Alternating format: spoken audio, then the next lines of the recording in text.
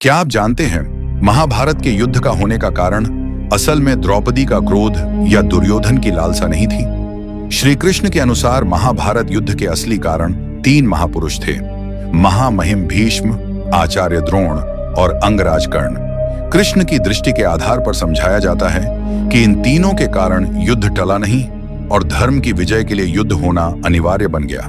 कृष्ण के अनुसार भीष्म स्वयं धर्मात्मा थे, परंतु उनका अंध निष्ठा के साथ हस्तिनापुर के सिंहासन से बंधा रहना महाभारत युद्ध का एक बड़ा कारण माना गया।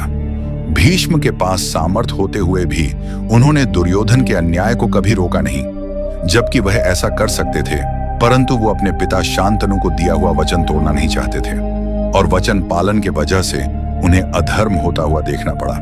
द्रौपदी चीरहरण के समय भीष्म मौन रहे, जिसे कृष्ण ने सबसे बड़ा अपराध कहा। अगर भीष्म दुर्योधन को रोक देते या पांडवों का साथ देते, युद्ध टल सकता था। कृष्ण अंत में उन्हें यह समझाया कि कभी कभी धर्म की रक्षा के लिए ली गई कठिन प्रण को भी तोड़ना पड़ता है।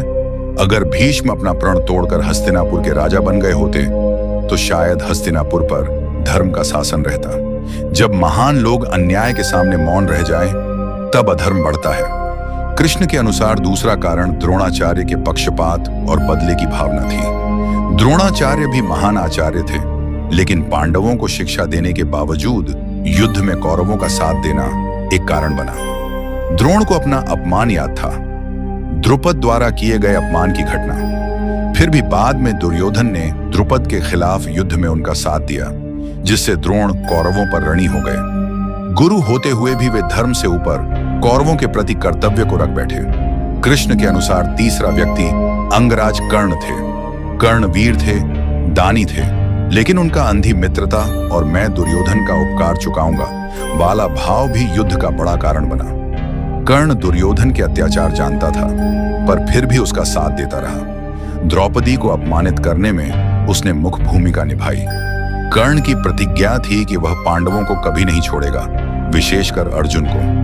कृष्ण कहते हैं कि जब बुद्धिमान व्यक्ति गलत के साथ खड़ा हो जाए तो वह भी अधर्म का कारण बन जाता है। कृष्ण के अनुसार युद्ध इसलिए हुआ क्योंकि भीष्म मौन थे, द्रोण पक्षपाती थे और कर्ण गलत व्यक्ति के प्रति निष्ठावान था। इन तीनों के पास शक्ति भी थी, बुद्धि भी, पर उन्होंने धर्म की बजाय दुर्योधन के प्रति बंधन चुना। यदि ये तीनों धर्म का साथ देते तो महाभारत का युद्ध शायद कभी न होता।